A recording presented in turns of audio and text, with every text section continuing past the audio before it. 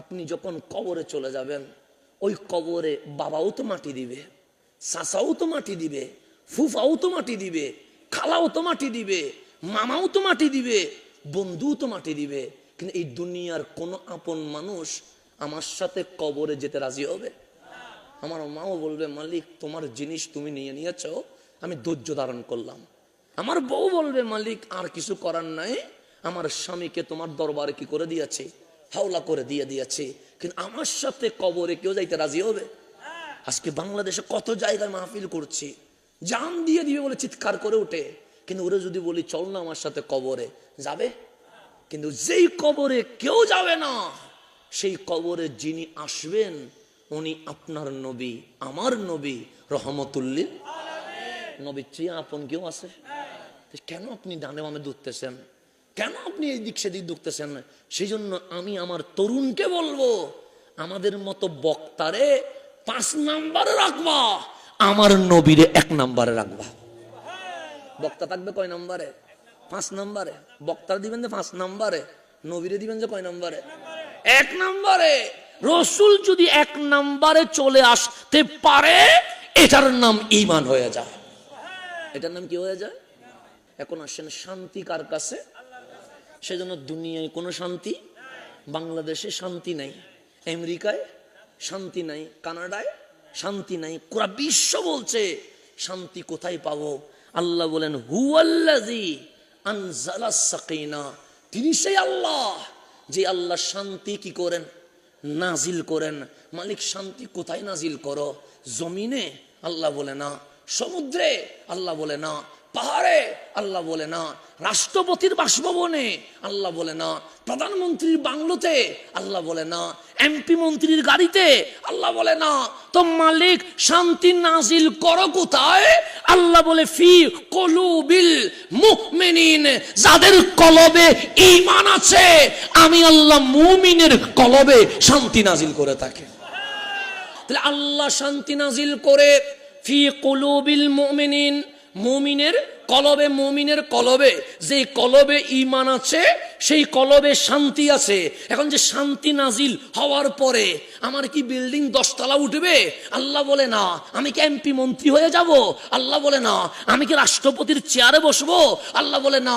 তো মালিক আমার বুকে শান্তি যে নাজিল হইছে তা আমি বুঝবো কেমনে? আল্লাহ বলে, লিয়াস দাদু ঈমানাম মা ঈমানিহিম, আগে ঈমানের শক্তি যতটুকু ছিল, শান্তি নাজিল হওয়ার পর ঈমানের পাওয়ার আরো কোটি গুণ বাড়ে গেছে। এখন বলেন, বাংলাদেশে মুসলমান কম না বেশি? বেশি, কিন্তু শান্তি আছে নাই। তো আল্লাহ বলছে, ঈমানদার যেখানে শান্তি সেখানে। তো মালিক আমার টুপিটা আছে, দাড়ি তো আছে, জুব্বা তো আছে। সোনার বাংলায় 90% উপরে মানুষ মুসলমান, এরপরেও শান্তি নাই কেন? তাহলে বুঝলাম টুপির নাম মুমিন না, দাড়ির নাম মুমিন না, জুব্বার নাম মুমিন না, মাহফিলের নাম মুমিন না। সেই জন্য আমার কামলিওয়ালা রসুল আমাদেরকে ভবিষ্যৎবাণী করেছে, হে আমার উম্মত শোনো শোনো, ইয়াতি আলান্নাসি জামানুন, মানুষের উপর একটা সময় অতিক্রম করবে, একটা জামানা আসবে। তো জামানাটা কেমন হবে? সেই ইয়াজতামিউনান নাস, মানুষ সবাই একত্রিত হবে। মানুষ সবাই কি হবে? ইয়াজতামিউনা মানে জামা হবে, জামা মানে একত্রিত হবে। কারা হবে? গরু ছাগলে? আন্নাস, মানুষে হবে। এখন বলেন, আপনাদের পটিয়ায় এখানে মসজিদ আছে না নাই? এটা 20 বছর আগে বড় ছিল না ছোট ছিল? এখন কি হয়ে গেছে? কেন? মুসল্লি বাড়ছে বলে। জুমার নামাজে মুসল্লি কম হয় না বেশি হয়? কতটুকু বেশি হয়? মসজিদ পুরায়া বারান্দায় চলে আসে। এখন হুলাইনের একটা মসজিদ না, আধা মাইল দূরে দূরে মসজিদ আছে না নাই? তাহলে মসজিদ কমছে না বাড়ছে? মসজিদ ছোট হয়েছে না বড় হয়েছে? মসজিদ সাজানো কমছে না বাড়ছে? আগে টাইস ছিল না, এখন কি হয়ে গেছে? আগে কিছুর গাছের ডাল ছিল, এখন এসি বসে গেছে। মসজিদের চেয়ে শান্তির জায়গা এখন আর কোথাও খুঁজি পাওয়া। তাহলে এটা ভালো না খারাপ? ভালো। সিনেমা তো হয় নাই, মসজিদ হইছে, তাহলে ভালো জিনিস না? থিয়েটার তো হয় নাই, মসজিদ হইছে, এটা কি খারাপ না ভালো? তো মসজিদ যে বড় হবে মুসল্লি যে বেশি হবে, মসজিদের রং রঙের বাতি দিয়ে সাজবে, এটা আমার নবী জানে কি জানে না? জানে। আমার আল্লাহ জানে কি জানে না? জানে। তো আমার কামলিওয়ালা বলছে ইয়াতি আলান্নাসি জামান, মানুষের উপর একটা সময় আসবে, ইয়াজতামিউনান নাস, মানুষ একত্রিত হবে, হাজারো মানুষ একত্রিত হবে, লাখো মানুষ একত্রিত হবে। নবী গো, তারা কি সিনেমায় যাবে? সে না। নাটকে যাবে? সে না। মাদকে যাবে? সে না। জেনাই যাবে? সে না। সে ইউসাল্লুনা ফিল মাসাজিদ, ওরা সবাই মিলে মসজিদে নামাজ পড়বে। কোথায় নামাজ পড়বে? ইউসাল্লুনা, সালাত আদায় করবে। ফিল মাসাজিদ, কোথায় নামাজ পড়বে?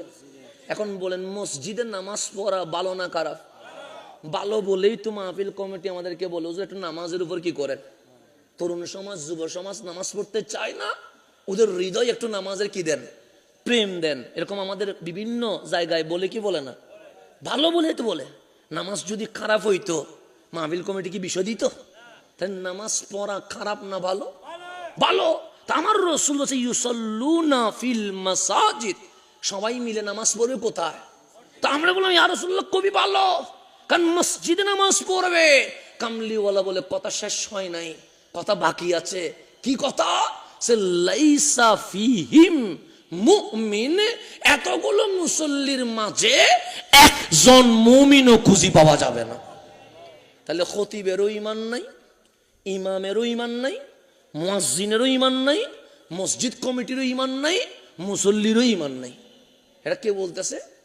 রহমতুল্লিল আলামিন। আশ্চর্য হচ্ছেন, রাসূল বলছে লাইসা ফিহিম মুমিন, একজনও কি নাই। তাহলে মুসল্লি আছে, মুমিন নাই। বক্তা আছে, মুমিন নাই। খতিব আছে, মুমিন নাই। ইমাম আছে, মুমিন নাই। মুয়াজ্জিন আছে, মুমিন নাই। এই মুমিন নাই বলে আল্লাহ বলে শান্তি নাজিল করার কলব খুঁজে পায় নাই, সেই জন্য দুনিয়ায় অশান্তি বেড়ে গেছে।